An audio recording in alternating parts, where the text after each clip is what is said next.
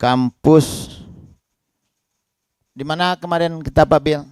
Kita kemarin di Yarsi juga pernah, yang Yarsi yang di belakang Balok. Dan kemarin kita di SD 14 Bu, go to school, go to kampus. Jadi kita berdasarkan dengan surat. Kalau kita sosialisasi itu cuma kita datang saja, mengasih kesempatan kepada pihak sekolah. Kalau kami yang meminta waktu kepada pihak sekolah, nanti anak-anak sedang lagi belajar ataupun kegiatan di sekolah. Tapi kalau pihak sekolah yang memberikan waktu kepada kami, misalnya hari Kamis itu kita bisa datang Pak di kantor, tinggal ACC saja Ibu Kapolres. Sama dengan kedatangan anak TK yang berkunjung ke Polresta Bukit Tinggi. Di minggu kemarin hampir 2 anak TK setiap minggunya kita kegiatannya Bu. Polis sahabat anak. Itu ada juga di IG-nya Satuan Lalu Lintas. Mungkin itu Bapak yang sudah melihat menonton di YouTube-nya RRI, udah kami giatkan itu. Hampir setiap harinya kita datangi ke SMA yang di Baso aja sudah sampai kita ke sana Pak. Yang di Kamang juga kita sudah sampai, yang di pinggiran Kemalala tuh bahkan kita sampai sana. Karena kita ini di Kamsel ini Bu, kemudian di tempat kosan kalau jam 10 malam kalau anaknya tidak pulang ditelepon aja Pak. Ditelepon aja Pak. Dipanggil, disuruh pulang, dicari. Jangan dibiarkan. Jangan dibiarkan. Kami kayak gitu terus sama wali negari, sama kelurahan Jorong yang ada bisa dipanggil hadir juga Pak. Ke puskesmas juga kita bekerja sama juga Bu. Masalah pemakaian sirine. Nah, terhadap mobil ambulan. Itu banyak. Mobil ambulannya, sopirnya mobil ambulan tuh pada umumnya masyarakat itu sudah tahu aturan. Kalau mobil ambulan lewat yang sirinenya bunyi pasti membawa korban yang sakit emergensi yang membutuhkan cepat untuk sampai rumah. Ada juga kendaraan yang ada di depannya 2 kendaraan misalnya. Itu tidak boleh. Kalau bisa dikasih tahu sama drivernya tidak boleh lagi karena berbahaya. Kalau orang lain tidak mau mengasih jalan, nanti bagaimana akibatnya? Bertambah lagi korbannya.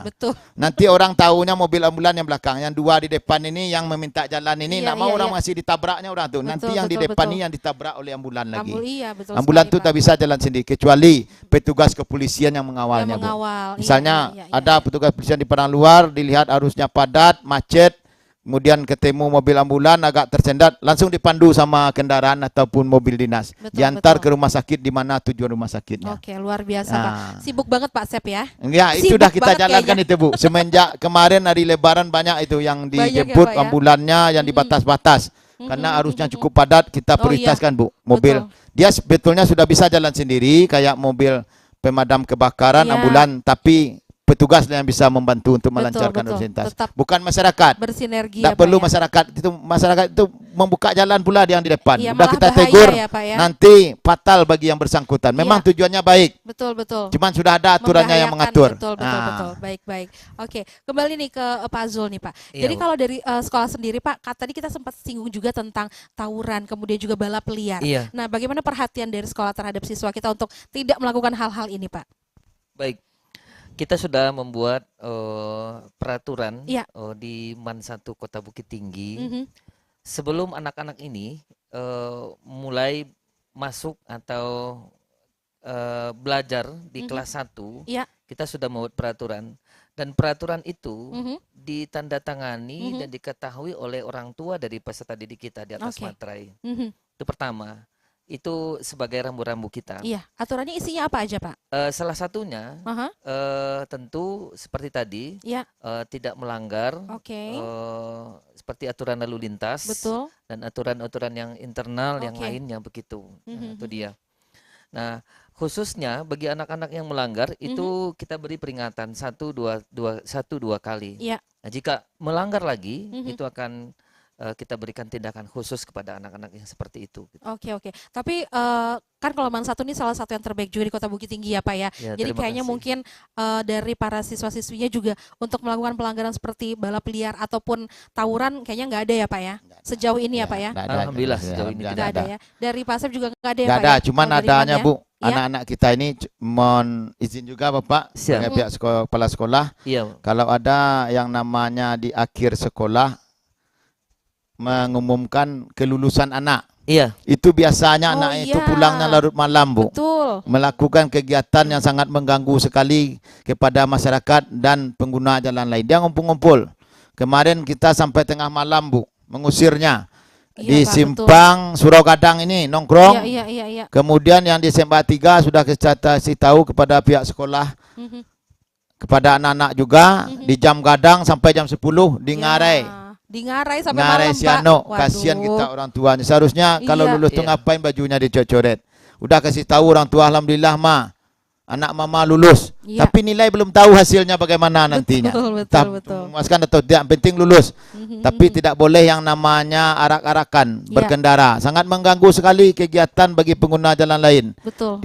Semeraut saya mengendarai kendaraan tersebut, Bu. Tidak sesuai dengan aturan lagi. Dan pas helm nggak tuh, pakai Pak. helm, Pasti. banyak nggak pakai helm. Ada juga yang pakai helm, tapi banyak yang tidak memakai helm. Betul. Klakson dibunyikan, dibunyikan banyak. Telepon masuk ke satuan lalu lintas baik pun ke Polres. Itu anak sekolah sudah mengganggu sekali, Pak. Dikejar sana, ramai pula di sana lagi, Pak. Nggak mau dia pulang. Jadi dari pihak sekolah kami mohon bantuan kerjasamanya, Pak. Kalau bisa dikasih tahu setelah selesai kegiatan ini udah pulang saja lagi. Ngapain lagi ada acara-acara di luar? Yang ceweknya juga ikut-ikutan, Bu. Kasihan kita. Coret-coret sampai mukanya juga dicoret, Pak. Benar-benar. Iya, silakan. Gimana tuh Pak Zul? Kalau di Mansan sendiri seperti apa, Pak? Saya mewakili ya, Bu, Kota Bukit silakan, Tinggi, silakan, Pak. seluruh kepala madrasah dan kepala sekolah, baik itu dari MI, SD, SMP, Sanawiyah, Alia dan SMA. Itu benar, kita sudah meneruskan apa aturan yang dikeluarkan oleh pihak kepolisian. Tidak seorang pun dari anak-anak ini yang diperbolehkan untuk melanggar peraturan yang seperti itu. Jika ada juga, itu di luar tanggung jawab pihak madrasah atau sekolah begitu. Betul. Dan edukasi seperti itu kita sudah berikan pertama kepada anak-anak. Dan yang kedua, kita sudah sampaikan ke masyarakat, terutama kepada orang tua dari peserta didik kita. Betul. Jadi keterlibatan orang tua di sini dalam mendisiplinkan teman-teman ini sejauh mana, Pak? Keterlibatannya tentu hubungan atau mungkin komunikasi kita tentu harus berjalan lebih baik, Bu. Ya. Betul. Intens begitu. Nah, apa yang ada aturan di sekolah atau madrasah. Nah, kita harus mensinergikan dengan orang tua atau mungkin masyarakat di sekitar begitu. Oke, baiklah. Nah, sebelum kita ke pertanyaan terakhir nih, Pak. Tadi ada titipan pertanyaan juga nih untuk Pak Asep tadi dari teman-teman di sini tentang motor listrik, Pak. Nah, motor listrik ini gimana, Pak? Sekarang banyak juga loh, Pak, anak-anak siswa-siswa yang pakai motor listrik ya. Nah, ini boleh nggak sih, Pak, ke jalan raya? Gimana tuh? Kan nggak ada surat-suratnya juga, Pak. Iya, motor listrik ini apa sepeda listrik, Bu? Dua-duanya sepeda listrik, Pak. Sepeda listrik. Kalau motor listrik memang diperbolehkan. Betul. BPKB-nya ada STNK. Betul. Sama dengan mobil kendaraan roda 4 listrik. Yang tidak boleh itu adalah sepeda ya, Pak, sepeda ya? listrik. Nah, itu ada jalurnya. Itu ada Permenhub. Peraturan Menteri Perhubungan yaitu nomor 45 tahun 2020. Dibuka di sana, di situ ada aturannya tentang kendaraan menggunakan penggerak motor listrik. Dia ada pendayungnya juga. Itu tidak ada, misalnya kalau kita mengendarai kendaraan tersebut, kita wajib juga memakai helm. Tapi tidak dijalankan untuk di jalan umum. Ataupun jalan raya. Dia diperbolehkan itu adalah di komplek-komplek tempat tinggal kita. Ataupun di tempat wisata. Boleh pun di jalan, tapi yang ada jalur sepedanya kayak yang belakang balok. Pernah lihat yang belakang balok? Mau masuk wali kota itu ada jalur khususnya. Ada. Nah, jalur pesepeda. Boleh di jalur itu saja. Kemudian anak-anak bapak di situ itu boleh mengendarai sepeda listrik tersebut adalah umur 12 tahun ke atas. 12 tahun ke bawah itu harus didampingi sama orang tuanya. Tidak boleh. Tidak boleh berkendaraan itu. Ada juga yang memakai walaupun dia ada tempat kaca spionnya, tapi dia tidak diperuntukkan untuk di jalan umum ataupun di jalan raya. Setuju sekali, Pak. Nah, jadi ada di situ Permenhubnya nomor 45 tahun 2020 dibuka di sana. Itu di sana ada itu aturannya, batas kecepatannya maksimumnya itu 25 km per jam. Dia untuk olahraga juga itu kebutuhannya sebetulnya tidak boleh. Iya betul. Jadi kurang lebih sama dengan sepeda aja sebenarnya, sama dengan sepeda. Baiklah, acara ke Free Day itu boleh. Di tempat Baiklah. saja acara ke Free Day itu boleh, tidak boleh dipergunakan. Baiklah, terakhir Pak, mungkin apa nih pesan singkat untuk teman-teman kita ini, Pak? untuk teman-teman pelajar kita untuk pelajar kita ini harus menerapkan tertib berlalu lintas ini Pak. Kalau sedikit sudah, saja, Pak. Ya, makasih Bu ya. Ini penyampaian Bapak yang terakhir ini kepada anak Bapak, ini perlu penekanan sekali kepada anak Bapak. Kalau belum cukup umur, tidak usah berkendara dulu. Kasihan kita orang tua, kasih pemahaman kepada orang tuanya. Kalau bisa diantar aja ke sekolah Pak Ma, kalau naik ojek.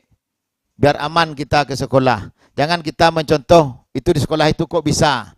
Di sekolah ini kok bisa. Kalau kami tidak membenarkan untuk anak yang di bawah umur untuk mengendarai kendaraan roda 2, khususnya apalagi roda 4. Kalau sudah cukup umur silakan, tapi dengan syarat mematuhi aturan lalu lintas di jalan. Lengkapi surat-surat dan kelengkapan kendaraannya. Tadi ada 7 prioritas pelanggaran. Yang pelanggaran kasat mata itu betul-betul harus dipatuhi juga. Kemudian bagi anak bapak, kalau sudah berkendara, kalau memang untuk ke sekolah kendaraannya dipakai ya untuk saja. Jangan di luar jam sekolah, kita pacaran, kita masih anak-anak sekolah.